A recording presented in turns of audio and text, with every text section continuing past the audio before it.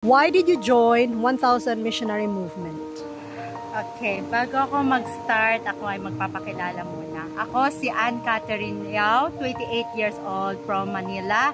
I'm a Chinese, but I born in the Philippines. So, kaya marunong po ako mag-Tagalog. Then, I am a converted SDA sa February 2020. So, bago lang. And ako po ay isang pandemic baby na bago ako ma-baptize, 1 week lang, then lockdown. So, na-stuck sa bahay na walang alam kung anong gagawin. Pero, why I want to join 1,000? It's because sa mga nakasama ko sa Bible study. Mga kasama ko sa Zoom meeting ay 5 ko na missionary and may 1,000 na missionary, may chosen vessel na missionary. So marami kami doon. Then nanonood din ako yung kay Jasper Iturriaga na mga video clips niya. So parang parang na-feel ko na gusto ko din mag-join ng 1,000. Gusto ko din maging missionary like them na makapag-share ng gospel sa mga tao, lalo na sa Chinese community.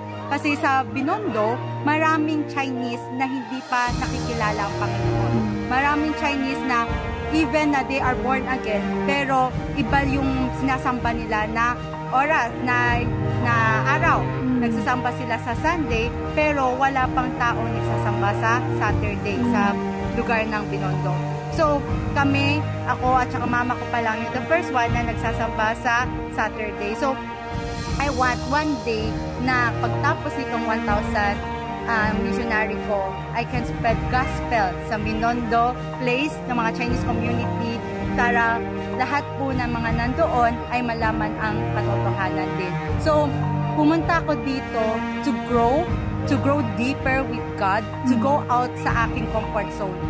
Kapag nakikilala niyo ko, yung bata pa ako ay mahilig magtago lamang. Hindi ako masyadong nakikipag-talk sa mga tao kasi nahihiya ako.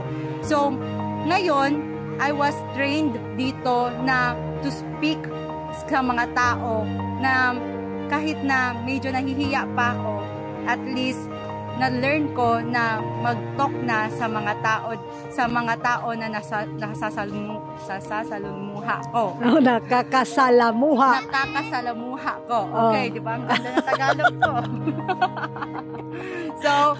So malalaman mo pa rin, Chinese pa rin ako kasi yung Tagalog ko is medyo papasalamat po ako sa Panginoon na after sa lahat ng mga nangyari sa aking buhay, nakapag-join po ako dito sa 1,000 missionary. Alam ko po, yun nandito po ako sa field ko, marami pa rin hardship kasi maraming adjustment. Maraming adjustment sa language kasi Tagalog lang yung alam ko, tapos pumunta ako sa mga Hiligaynon, sa Bisaya na hindi ko sila maintindihan. So, ang daming adjustment sa language, sa personality, lalo na sa personality ko na medyo maingay pero medyo buwang.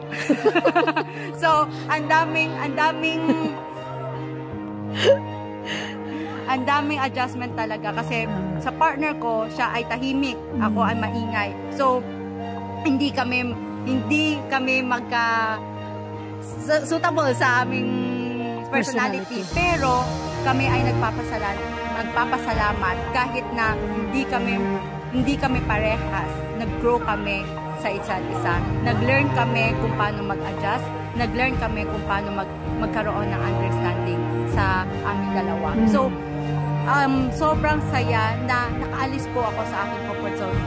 Yung mga nangyari sa mga field, sa mga situation na mga hardship, alam ko po na never ko po na-experience sa Maynila yung mga iyon. So parang nagpapasalamat ako na nakaalis ako, nakapunta ako sa mga field, sa mga lugar na Iloilo, ng Romron, ng Bohol, at nakapag-share ako ng gospel doon at nakapagsalumuha sa mga tao. Ano yung message mo sa mga kabataan natin?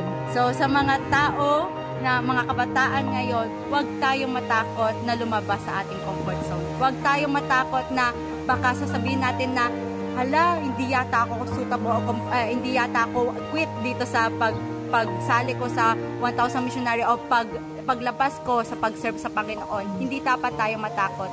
Kasi may sinabi ang Panginoon sa Joshua 1:9 na huwag tayong matakot, di ba? Have I commanded you? Fear not, di ba? Na do not fear kasi nandito ako sa tabi mo. So hindi siya eksakto na yung verse na yun, pero ito yung meaning na nandyan ang Panginoon sa ating tabi, na hindi tayo matakot kasi alam natin na nasa tabi natin ang Panginoon. Yes, we will have trials.